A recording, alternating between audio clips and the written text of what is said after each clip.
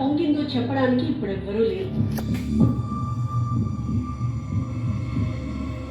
30 ఏళ్ల క్రితం మూసీకి ఈ స్థాయిలో వరదలు వచ్చాయంటున్నారు, కానీ ఆ విషయం అసలు జ్ఞాపకంలోనే లేదు.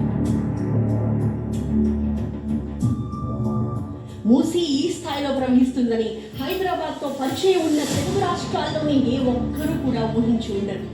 మూసీ ఉప్పొంగిన దృశ్యాలు చూస్తే మునుపెన్నడూ చూడలేదే ఈ ఉధృతి అని ఖచ్చితంగా అంటారు.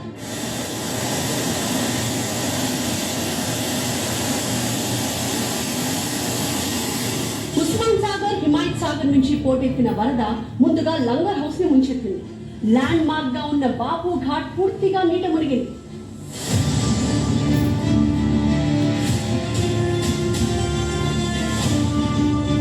అక్కడి ఫ్లైఓవర్ కింద వచ్చిన వరద ఒక పెద్ద చెరువుని కల్పించింది. ఆ తర్వాత పురాణాపూల్ ఏరియాకు వెళ్లాలంటేనే భయపడేంతగా వరద ముంచెత్తేసింది.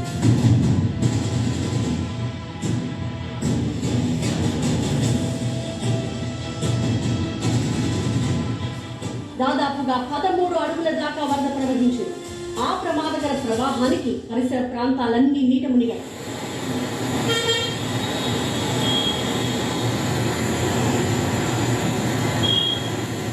జియాగూడ, పురాణాపూల్ మధ్య 100 ఫీట్ రోడ్డుని మూసేయాల్సి వచ్చింది.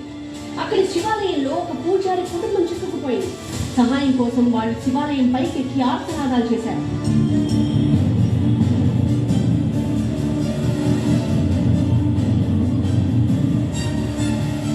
వాళ్ళని కాపాడేందుకు హైడ్రా, డిఆర్ఎఫ్ బృందాలు ప్రయత్నించినప్పటికీ అప్పటికే వరద పోటు మరింత పెరిగింది. అడుగు ముందుకేస్తే ప్రమాదమని ఆ బృందాలు వెనక్కి వెళ్ళిపోయాయి. ఆలయం పైకెక్కిన ఆ నలుగురు ఉదయం ఎప్పుడవుతుందా అంటూ ఎదురు చూస్తూ రాత్రంతా భయంగా గడిపారు.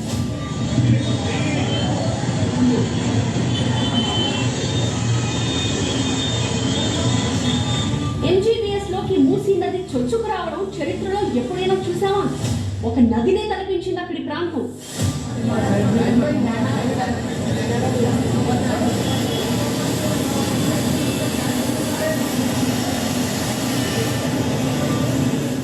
చూస్తుండగానే వరద ముంచెత్తడంతో ప్రయాణికులు ఒడిగిపోయారు. బస్ స్టాండ్ మొత్తం మునిగిపోతుందేమోనన్న భయంతో కొందరు ప్రయాణికులు అక్కడి నుంచి బయటపడడానికి సాహసం చేశారు.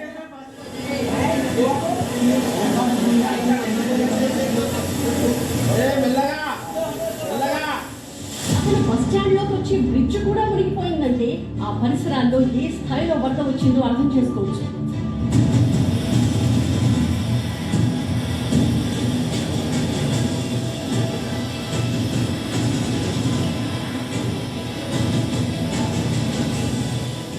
ఇక చాదర్ ఘాట్ లో లెవెల్ వంతెన దగ్గర అయితే 6 అడుగుల ఎత్తున ప్రవహించింది వరద. మూసారాంబాగ్ వంతెనపై నుంచి 10 అడుగుల మేర వరద పోటెత్తింది. మూసీ పరివాహక ప్రాంతాలన్నీ దాదాపు మునిగిపోయాయి. నార్సింగి వద్ద ఔటర్ రింగ్ రోడ్, సర్వీస్ రోడ్లు మూసుకుపోయాయి. పటాన్చెరు వైపు నేషనల్ హైవే సైతం నీట మునిగింది.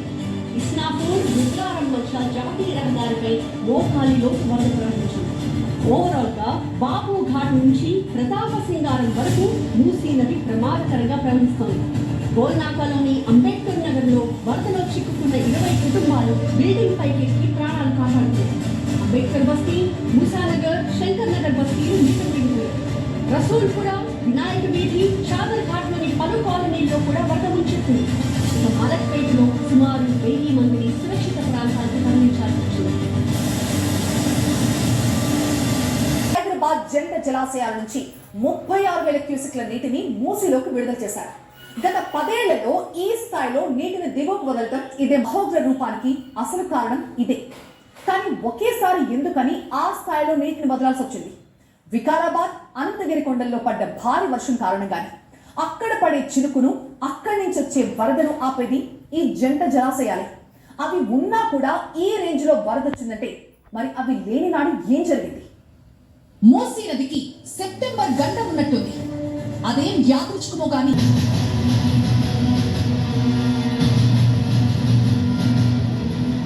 మూసీ అంటేనే హైదరాబాద్ దుఃఖదాయని అనే పేరు తెచ్చుకుంది. ఆనాటి వరదల్లో 15,000 మంది ప్రాణాలు కోల్పోవడం మాటలకందని విషాదం. 80,000 ఇళ్లు ధ్వంసమయ్యాయి. ఆ రోజుల్లోనే 3 కోట్ల రూపాయల నష్టం జరిగింది.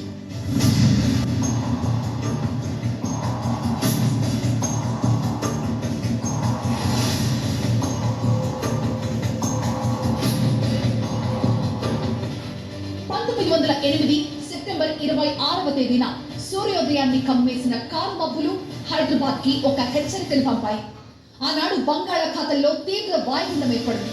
అప్పుడు కురిసిన భారీ వర్షానికి మూసీ నది 46 అడుగుల ఎత్తుకి ఎగసిపడింది.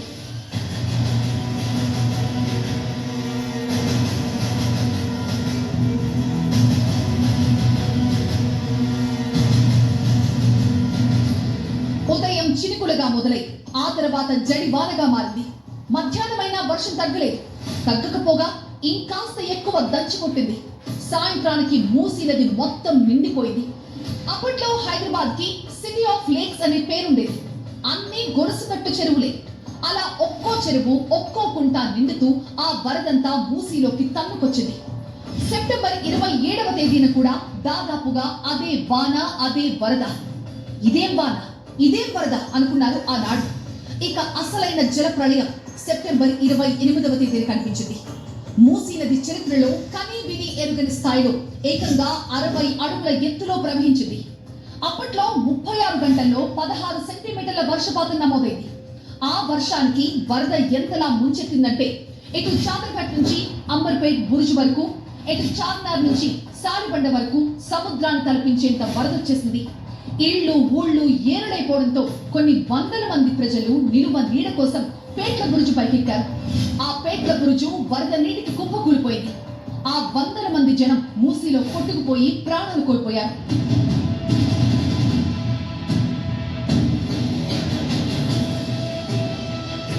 ఇప్పట్లాగే ఆనాడు కూడా పురాణాపూల్ మొత్తం వరదలో చిక్కుకుపోయింది.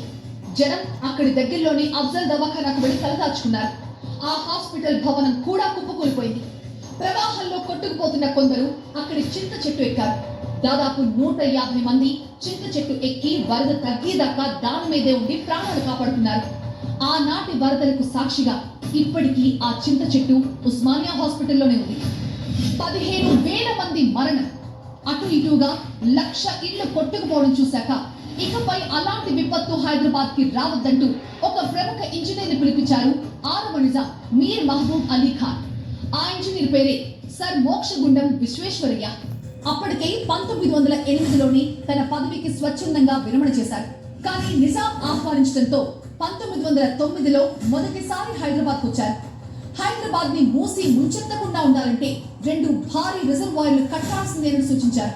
అలా 3.9 టీఎంసీల సామర్థ్యంతో ఉస్మాన్ సాగర్ జలాశయం నిర్మాణాన్ని మొదలుపెట్టింది. 1920లో పూర్తి చేశారు. ఒకప్పుడు దీన్నే గండిపేట చెరువు అనేవాడు. ఆ చెరువునే రిజర్వాయర్ గా మార్చారు. ఇక 2.9 టీఎంసీల సామర్థ్యంతో హిమాయత్ సాగర్ నిర్మాణం మొదలుపెట్టి 1927లో కంప్లీట్ చేశారు. గతంలో చేవెళ్ల చెరువుగా ఉన్న దాన్ని హిమాయత్ సాగర్ పేరుతో రిజర్వాయర్ గా మార్చారు. అలా 1909 నుంచి 1930 వరకు మొత్తం 6 సార్లు హైదరాబాద్ వచ్చి నిర్మాణాలు సమీక్షించారు.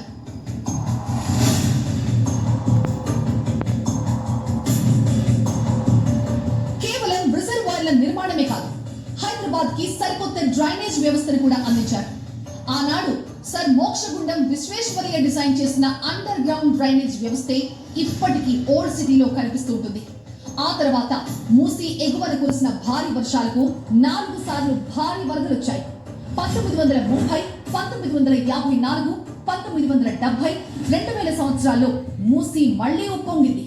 కాకపోతే అప్పటికే ఉస్మాన్ సాగర్, హిమాయత్ సాగర్ రిజర్వాయర్లు అందుబాటులోకి రావడంతో మూసీ అంతగా ముంచెత్తలేదు. తీర ప్రాంత ప్రజల్ని అప్రమత్తం చేసి ఒక లెక్క ప్రకారం నీటిని దిగువకు వదిలి ప్రజల ప్రాణాలు కాపాడుతూ వచ్చారు.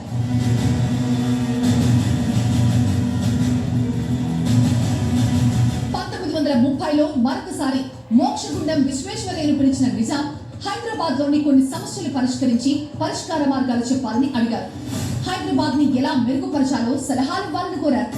ఆయన ఇచ్చిన సూచనలతోనే ఆధునిక పద్ధతిలో డ్రైనేజీలు నిర్మించారు. చార్మినార్, మూసీ మధ్య ప్రాంతాన్ని మళ్లీ ఆధునికంగా పటిష్టం చేశారు. Osmania general hospital, high court, state central library పరిసరాల్లో నది చుట్టూ సుందరీకరణ పనులు చేశారు. అయితే మోక్షగుండం విశ్వేశ్వరయ్య ఆనాడు ఏ గిరి గీసి హైదరాబాద్ రక్షణ కోసం ఒక వలయాన్ని చేసిచ్చారో దాన్ని కాలక్రమంలో కబ్జా చేసి పడేశారు. అప్పట్లో హైదరాబాద్ సొగసుని చూసిన మోక్షగుండం నగరంలో శుభ్రమైన ఇళ్లు, ఫ్లష్ డౌన్ టాయిలెట్లు, దుమ్ము ధూళి లేని రోడ్లు, ఫుట్పాత్లు, ఉద్యానవనాలు నిర్మించమని సూచించారు. అలా చేస్తే హైదరాబాద్ నగరానికి దేశంలోనే ఒక స్పెషల్ ఇమేజ్ వస్తుందని చెప్పారు. అప్పట్లో పార్కులు నిర్మించారు, కానీ ఆ తర్వాత విశ్వేశ్వరయ్య సూచనలు అమలు చేయడంలో విఫలమయ్యారు. దాని ఫలితంగానే 2020లో మరొకసారి హైదరాబాద్ నది అరుదైన నది వికారాబాద్ అడవుల్లో పుట్టి హైదరాబాద్ మీదుగా ప్రవహించి రాష్ట్ర సరిహద్దు అయిన నల్గొండ జిల్లా వాడపల్లి దగ్గర కృష్ణాలో కలుస్తుంది. అంటే తెలంగాణలోనే పుట్టి తెలంగాణలోనే ముగిసే నది ఇదొక్కటే. నిజానికి మూసి చాలా చిన్న నది. వానాకాలంలో అప్పుడప్పుడు ఎక్కువ ప్రవాహం వచ్చేది తప్పితే పెద్దగా ఇబ్బంది పట్టలేదు. కానీ 1908లో మాత్రం మూసి తన ఉగ్ర రూపాన్ని చూపించింది. ఆనాడంటే జంట జలాశయాలు లేవు కాబట్టి చరిత్ర చూడని విధ్వంసం జరిగింది. ఇప్పుడు ఆ రిజర్వాయర్లు ఉన్నా, వాతావరణ హెచ్చరికలు ఉన్నా ఎందుకని మూసి ఇంత విధ్వంసాన్ని సృష్టిస్తోంది? అసలు పిల్ల కాలువలా ఉండే మూసి ఇంత మహోగ్ర రూపంలోకి రావడానికి కారణం ఏంటి? దీనికి సమాధానం తెలుసుకోవాలంటే మూసి ఇంత మురికి కూపంగా మారడం వెనుక కారణమేంటో చెప్పుకోవాలి. అది తెలిస్తే ఇప్పుడు ఇలా మూసి విరుచుకుపడటం వెనుక కారణం తెలుస్తుంది. 1969లో ప్రత్యేక తెలంగాణ ఉద్యమం ఉవ్వెత్తున ఎగిసి కాస్త చల్లబడిన సమయం అది. అప్పుడప్పుడే ఇతర జిల్లాల వాళ్ళు ఉపాధి కోసం హైదరాబాద్ వస్తున్న తరుణం అది. 1972 నుంచి హైదరాబాద్ కు ఇతర జిల్లాల నుంచి నగరానికి వలసలు క్రమంగా పెరుగుతూ వచ్చాయి. అప్పటి నుంచి ఒక ప్లానింగ్ అంటూ లేకుండా బస్తీలు పుట్టుకురావడం మొదలైంది. మూసీ నదికి ఇరువైపులా ఉండే 20 అడుగుల కాలుబాట మాయమవడం స్టార్ట్ అయింది. ఒక్కో చోట 60 అడుగుల రోడ్డు ఉండేది. అవన్నీ కబ్జా చేసి ప్రార్థనాలయాలు నిర్మించారు. రోడ్ల కోసమని, మెట్రో పిల్లర్ల కోసమని, హౌసింగ్ అండ్ కమర్షియల్ అవసరాలకని మూసీ నుంచి బలవంతంగా భూములు రాయించుకుంటున్నారు.